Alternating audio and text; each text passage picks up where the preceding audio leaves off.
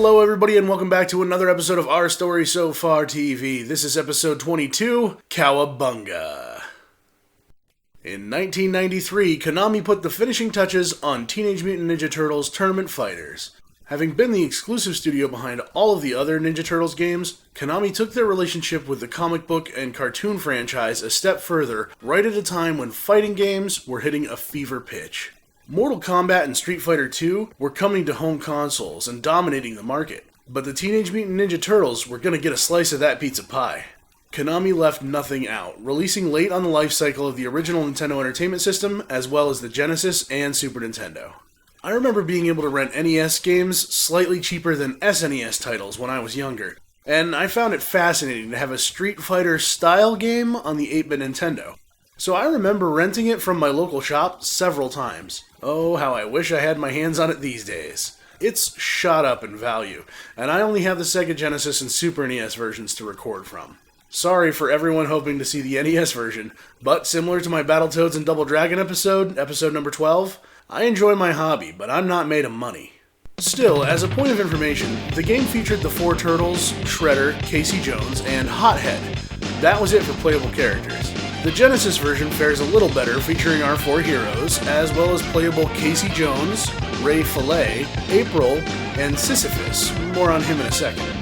The SNES version featured the largest roster, and included the default playable all 4 Turtles, Leo, Raphael, Michelangelo, and Donatello, as well as Armagon, Wingnut, Chrome Dome, Asuka, more on her in a second as well, War, and Cyber Shredder, which appears to just be normal Shredder. The game also features additional hidden characters which can be unlocked in Versus mode via some cheat codes. I could get into game-specific characters for ages with this title, but I'll let you look up the details. Suffice it to say, scattered throughout the various versions of the games are extra bosses, such as Triceraton, the Rat King, Krang's Android, and Karai. Although most of the characters are recognizable to children who grew up with the cartoon, some were exclusive to various comic book universes of the Turtles. Still others, such as Asuka, a Japanese human, and Sisyphus, a beetle-like character, were created exclusively for these games, and do have some backstories of their own, which can be somewhat better uncovered in the games. In the backgrounds of some stages, you'll find characters like Rocksteady and Bebop, Baxter Stockman, and the SNES's unplayable Casey Jones. The music received a lot of special attention from Konami. The Genesis version featured some all-star talent, but the SNES version also came out sounding great. Although the SNES version of the game featured slightly shorter loops, every song fits right in with the fighting games of the 1990s and doesn't disappoint. Overall, both versions, though, feature excellent music and sound. And depending on the version or the localization of the game you have, you may even recognize some of the sound effects that were also used in the Turtles in Time beat-em-up game, also made by Konami. Some levels in both the SNES and Genesis versions have some areas which can break through walls or floors into extra parts of certain levels. There are also background elements which can be destroyed to give the levels a little more depth. Graphically, both games are stunning. I wish I could show you the NES version. It wasn't the best looking game ever, but it did a fantastic job of conveying what players needed to see, and it played relatively smoothly. The Genesis and Super Nintendo versions both also feature large and beautifully detailed sprites. Completely different assets were used between the versions, and a few things were left out of certain character animations between the games. For instance, one of the female characters featured in the SNES version of the game had a victory pose changed due to some boob jiggle that Nintendo of America deemed inappropriate. But the Genesis version of April didn't seem to mind. Oh, yeah, the Genesis version of the game also featured an instant replay to show the final blow, but I think we all know what it was really used for by the adolescent males of the 90s.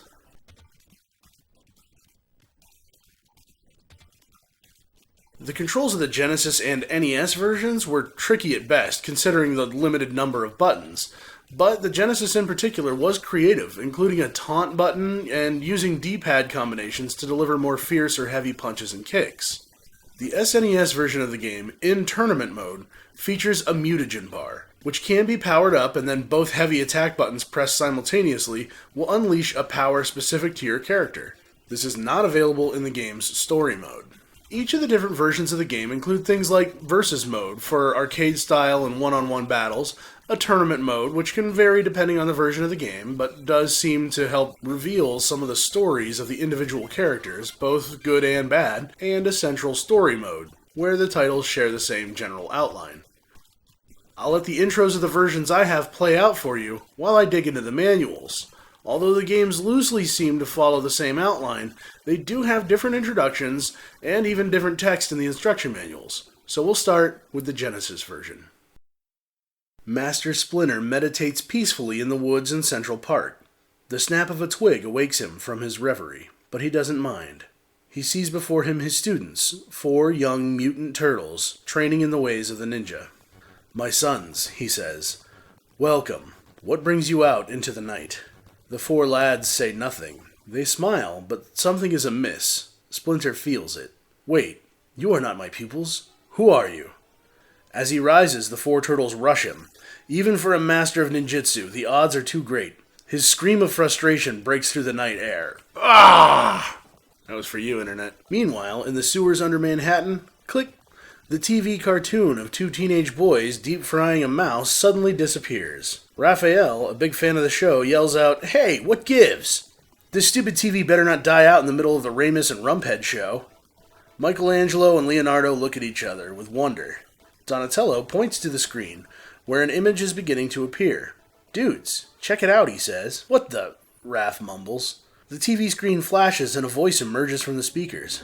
"Well, my little turtle friends, I bet you thought you'd seen the last of me, didn't you?" "Oh no, it's Krang," Leo says. "By now you may know that your master is gone. I have taken him. If you wish to get him back, you must come to Dimension X, and be prepared to fight. You will have to defeat some of my friends if you want your sensei returned." The TV picture of Krang is replaced with a shot of the 4 clone turtles. Behind them is Splinter chained to a wall. The image only lasts a second, and then the TV returns to the normal program. "I don't believe this guy," Raph yells. "What a jerk! I'm gonna pound his butt into the next galaxy," Donnie adds, waving his bow staff through the air. Leo stands and tries to calm the others. "Hey, cool out. We can take care of Krang, we've done it before. But I think we better get some backup, just in case." "Leo's right, man," Mikey adds. "We need to get Casey and Ray Fillet over here." "And me," calls a voice from the doorway. The boys turn and see April O'Neil. "I got here a minute ago, long enough to hear Krang's message. You're not going without me." "But April, this could get hairy," Donnie says. "I can handle myself, don't worry," she insists. "And you might want to get Sisyphus in on this too. He's had experience in Dimension X before." "Good idea, I'll contact him," Leo says. "Okay, let's get this lousy son of a..."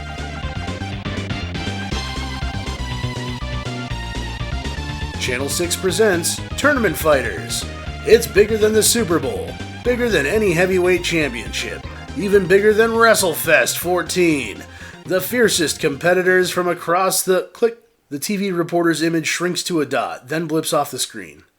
"That's it, man. I'm signing up. I'll show 'em what tough really means." With that, Raphael whips a sigh across the room where it sticks deep into the wall. Michelangelo and Donatello look up from their game of cards as plaster sprays on the floor. "Dude, you better quit putting holes in April's walls," Michelangelo says. "You know how ticked she gets when you do that." Leonardo turns to the others with a thoughtful expression on his face. "You know, I think this tournament could be great," he says, "but I don't know if all 4 of us should enter.